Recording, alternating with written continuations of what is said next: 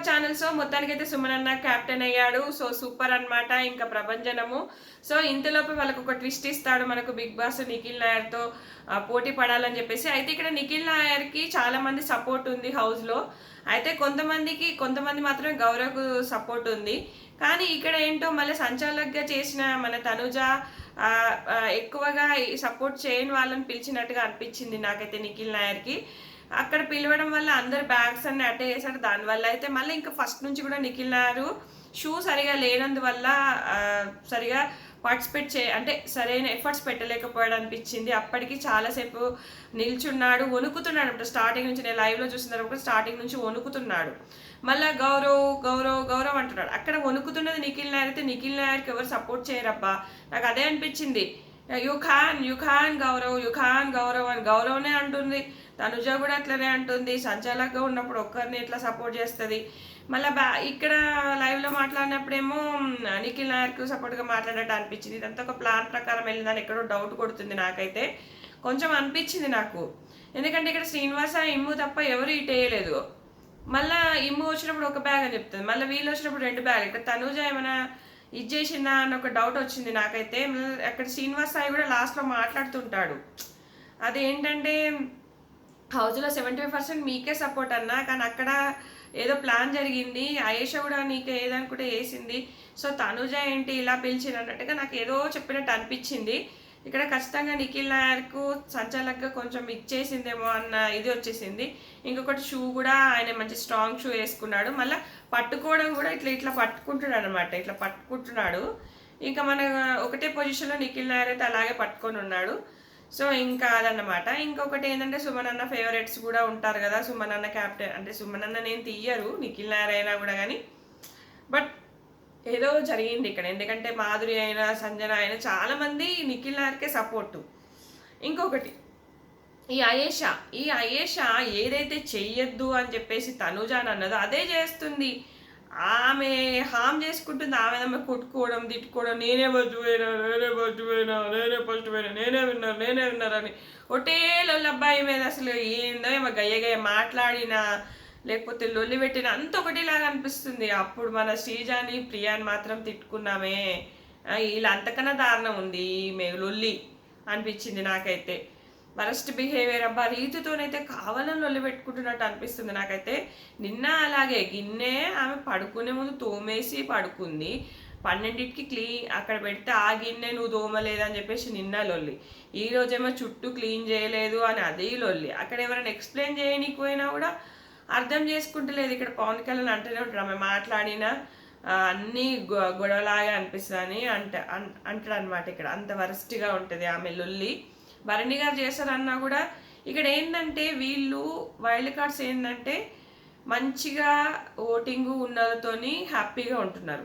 ఎవరైతే మంచిగా లేరు, ఓటింగ్ లేదు, బ్యాడ్గా వెళ్ళారో వాళ్ళకు బ్యాడ్ చేయాలని క్రియేట్ చేస్తున్నారు అనమాట. బ్యాడ్ చేస్తున్నారు, వచ్చేసి టార్గెట్ చేస్తున్నారు. అర్థమైపోతుంది అక్కడ ఈజీగా. ఇక్కడ ఆఫ్టర్నూన్ కన్వర్జేషన్లో మన ఇమాన్యుయల్ పవన్ కళ్యాణ్ చాలా బాగా చేస్తారనమాట వైల్డ్ కార్డ్స్ గురించి. పవన్ కళ్యాణ్ ఇమ్ముతో చెప్తాడు అయేషా గురించి.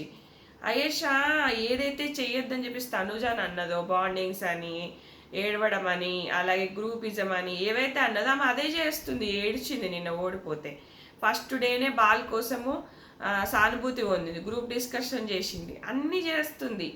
అలాగే మన పవన్ గాడేమో వాళ్ళని నమ్ముతున్నాడు. మన పవన్కి తెలుస్తలేదు. మనకు ఎందుకు మంచి చేస్తారబ్బా, మన పక్కనోడా, మన ఇంటికోడా, మనకు కావాల్సినోడా, వాళ్ళ గేమ్ వాళ్ళు ఆడుతున్నారు, అర్థం చేసుకోవాలి. వాళ్ళు చెప్పే పాయింట్స్ ఏంటి మనం తీసుకొని కొన్ని వదిలేసుకోవాలప్ప. వాళ్ళు చెప్పే పాయింట్స్ను అవే నమ్మేసి వాళ్ళ ట్రాప్లో పడుతున్నారు. రాము కూడా అంతే. రాము మొత్తం మారిపోయాడు. అసలు మొత్తం వాళ్ళతోనే ఉంటున్నాడు, వాళ్ళతోనే మాట్లాడుతున్నాడు, వాళ్ళ గ్రిప్లో పడిపోయాడు. అసలు వీళ్ళకి అర్థం కావట్లేదు. రాముకు బాండింగ్స్ లేవు, నువ్వు ఒక్కనే మంచుకున్నావు, ఎందుకు లేవు అన్న అని అక్క అని తిరగలేదా వీళ్ళు నమ్ముతున్నారు ఏంటి, అసలు వీళ్ళ గేమ్ ప్లానే అర్థం కావట్లేదని ఇమాన్యుయల్కి చెప్తాడు. ఇమాన్యుయల్ కూడా అవును అన్నట్టుగా సపోర్ట్ చేస్తాడు. ఇమాన్యుయల్ ఏమంటాడంటే వాళ్ళు బయట మంచి పేరు ఉన్న వాళ్ళనేమో సూపర్ చేస్తారు, మంచి పేరు లేని వాళ్ళు టార్గెట్ చేస్తారు అన్నట్టుగా చాలా మాట్లాడుకుంటారప్ప.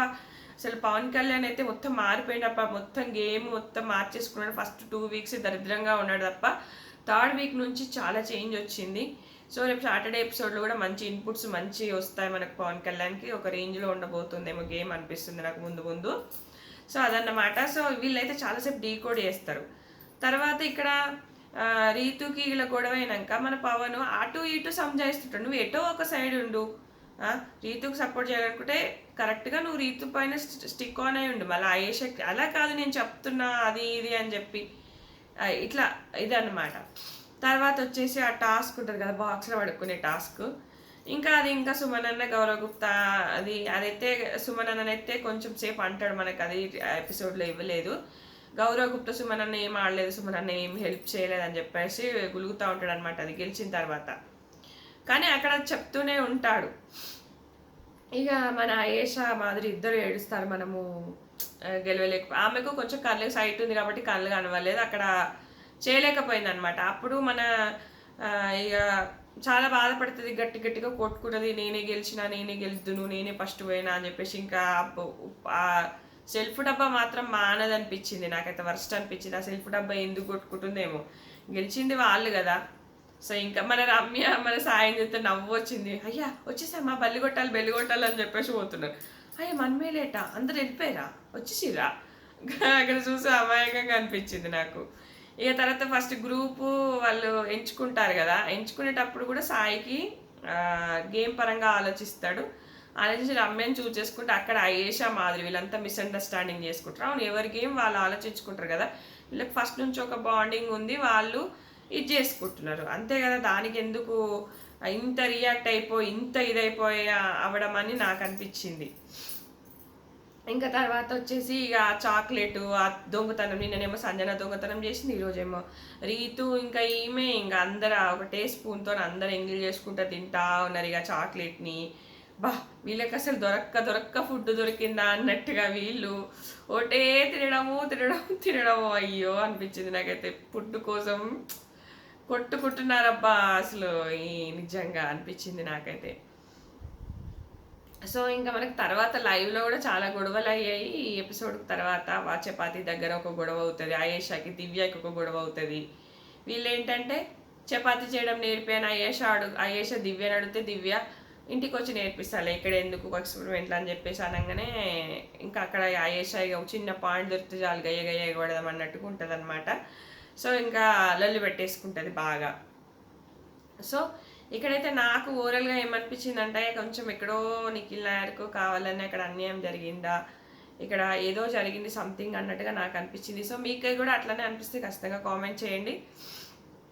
ఇంకా మధ్యాహ్నం లైవ్లో సంజన గారు ఒక మాట అంటారు, సో ఇక్కడ గయ్య ఎగబడే వాళ్ళు గయ్య గట్టిగా మాట్లాడే వాళ్ళు అందరూ వెళ్ళిపోయారు అంటే ఇంకా ఉన్నారు కదా అని మాధురి అంటే, వీళ్ళు జర జెంటిల్ పెన్స్ సాఫ్ట్ పర్సన్స్లే, ఇంకా గయ్య ఎగబడేవాళ్ళు ఎవరంటే శ్రీజ, ప్రియ, మాస్క్ మ్యాన్, మనీష్ మాత్రం మంచోడు ఉండే అని చెప్తుంది అనమాట మధ్యాహ్నం లైవ్లో.